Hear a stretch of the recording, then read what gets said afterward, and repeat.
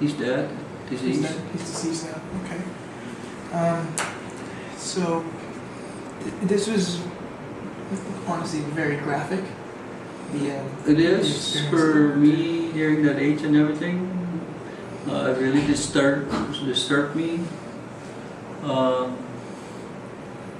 I carried it with me even before, like 2 days before here, when I get off, because I work down at Big Navy. The route I used to take is up towards Chalan Pago. I pass the house where I grew. My mom, I always say hi, Mom, my dad, my two brothers, and then I looked over there, the back step to where the priest lives, and it just gave me that feeling, again. Like I saw what I saw, and it's recurring, every time I just go by. But then again, I do the sign of the cross as a Catholic, and continue on my way home. The boy in the incident, did you know him? Yeah, he was a classmate. He was another altar boy. I know him. He was the same age as I was. Did you speak to him afterwards?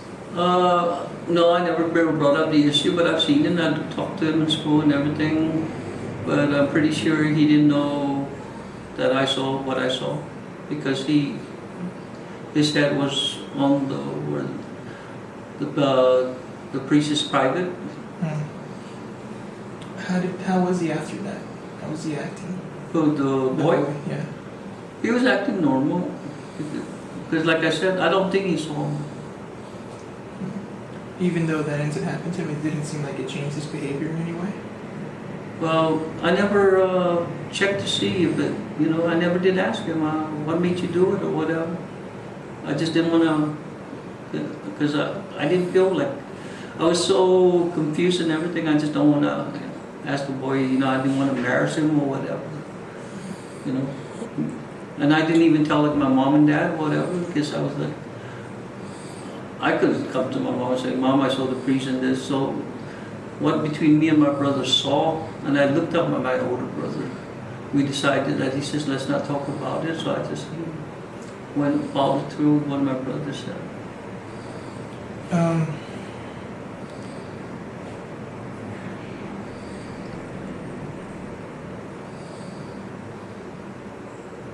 So this whole time, because you eventually said you did tell your mom about the incident. Well, that was the second incident where I was going to school.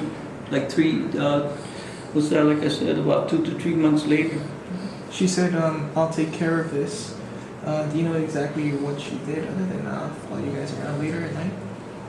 That's what then my sister, we were talking about the issue back then, because with my two other sisters and my brother again, we always talk, and what my mom said about that, she did it her way, that when we would go to close the church at 7 p.m. with my 3 other brothers, my mom will come along with us. So I guess that's what her way from deteriorating this priest to either that he might come and do something or might, just do something to us.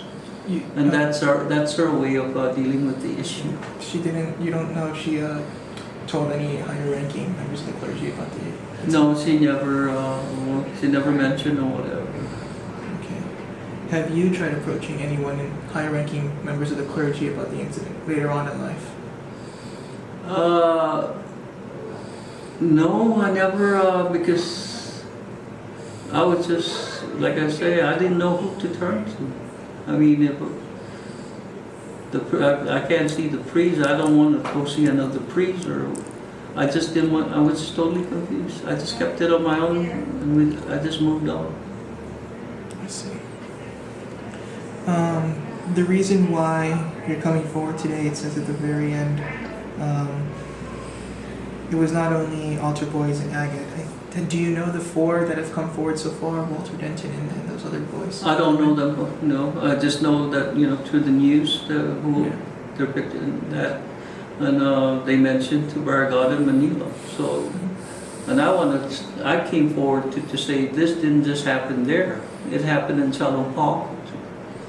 And what happened in Chalan Pago is even to my grandmother. My grandmother was a muchacha, the maid for the priest, for Father Cruz and 2 other priests before that Cruz, Father Cruz. And my grandmother, I quit, and I know now that my grandmother saw something that made her quit. You know she saw something? I'm pretty sure she saw something. Did she ever tell you? No, but I remember my mom asking, when my mom asked my grandma, "Apanana, grandma, Mom, why did you quit?" My grandmother didn't even want to respond. Okay.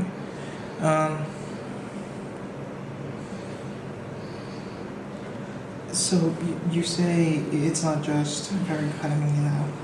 There are other boys in Chalan Pago. Do you think that this extends beyond those 4 villages at this point?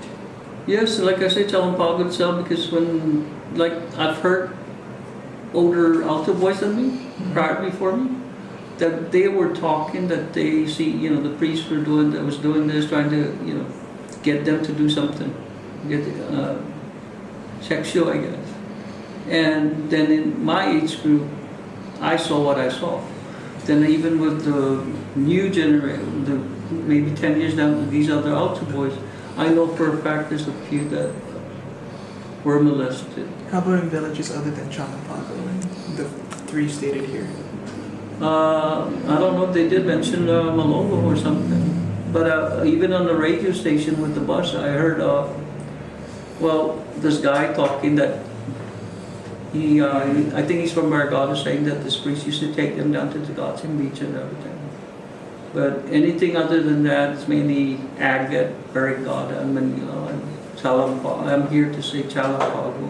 We were abused. How many in Chalan Pago do you think there that have been abused by either this priest or other priests? I think that maybe there's more than the agate, or the guys from agate, the altar boys from agate. So more than 4 at least. More than 4. How old was Father Cruz when this was happening? I don't know how old the priest was. Okay. But like I said, Apuron was still a seminary. So I don't even know what seminary back then or seminarian was. Because no, he always come by. Because when we have this thing we call Chalan Pago. I don't know if you know the Paropo school. We're the Catholics. Is it like Sunday school? Yeah, but this is on after school.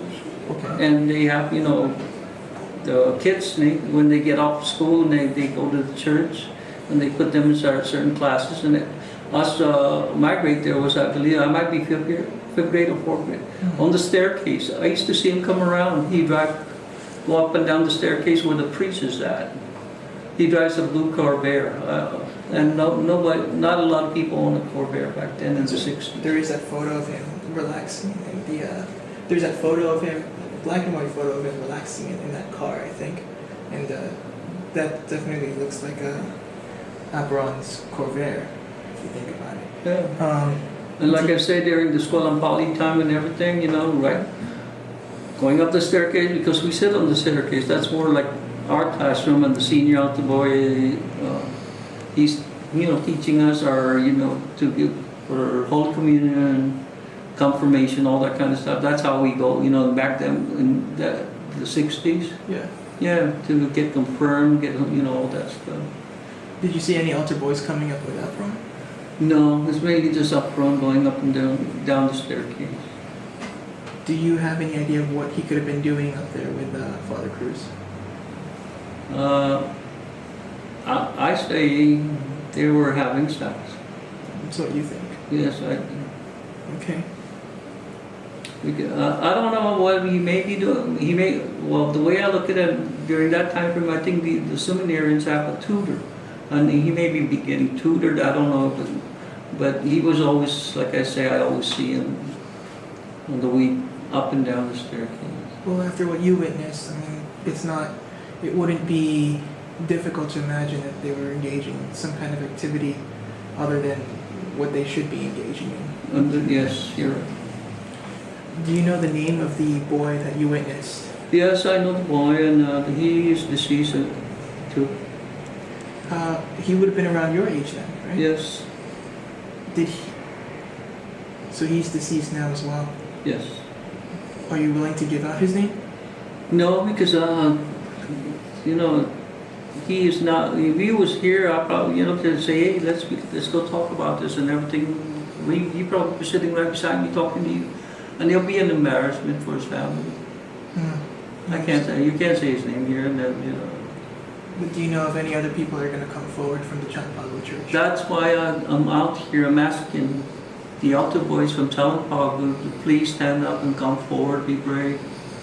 And let's heal and get this burden out of our soul. Get, you know, our faith back and get our church back. And we need to let people know that not only in Naga, Barragata, and Manila, this happened in Chalan Pago.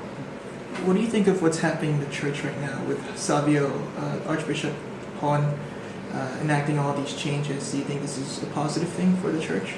No, we need to just stick with, you know, I don't really know where this other group came from, but I just want to go back to the regular Catholic issue and everything. We don't need no, why should I see somebody else come in here, they're getting, you know, the seminaries and everything, and it should be us or our Chamorros or local people to be, you know, given the opportunity. If they were going to be a priest, let them be a priest and be here in Guam. You're talking about the neo-ecumenical way? Yeah. Okay. But how about, have you heard, do you know much about what Archbishop Horn has done to try and be more proactive with sexual abuse and... He needs to listen. He needs to come out and listen to us. They should have talked to the altar boys from MAGA, not just, hey, you know, you need to come out and say, what, you know, acknowledge them. Hey, you know, we're not saying we don't believe you or whatever, but, you know,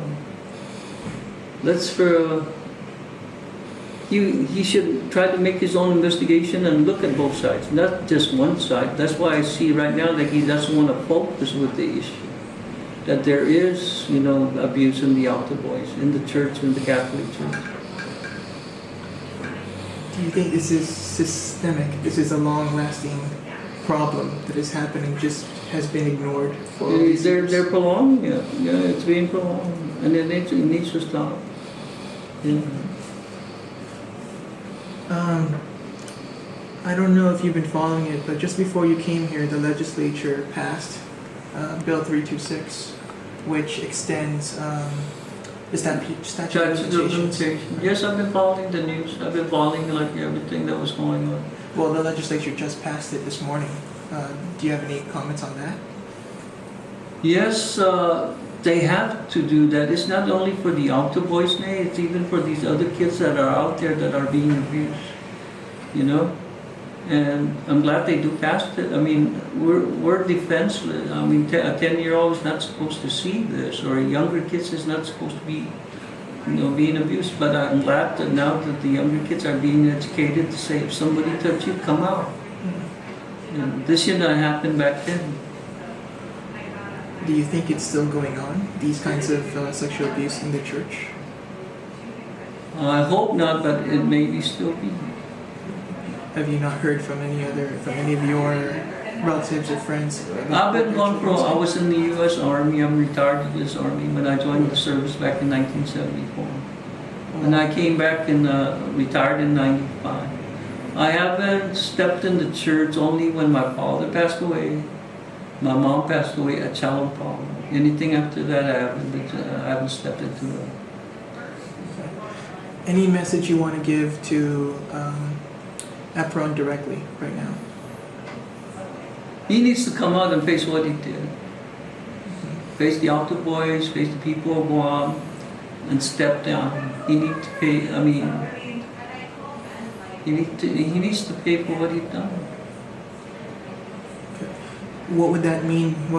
How would he pay for what he's done? Some people are asking that he be defrauded. Just like any other individual that get sent to prison for molesting somebody. If he has to go to jail, he has to go to jail. So it's okay. Anything else you'd like to say about this matter, sir? No, but you know, I have to come out and say this because if I don't think nothing would have, nobody would have heard what happened in Chalan Pago to the Alto boys there, and that's what I did. How many of you were there at the time? During the practice, we were like 8, but during the we were like 6. We were 6. Okay. So, do you think your brother had any? What else did happen with your brother? Did he just say drop the issue and then you never talked about it again? He says let's not talk about it, and that was. Okay. I think one last question I have is.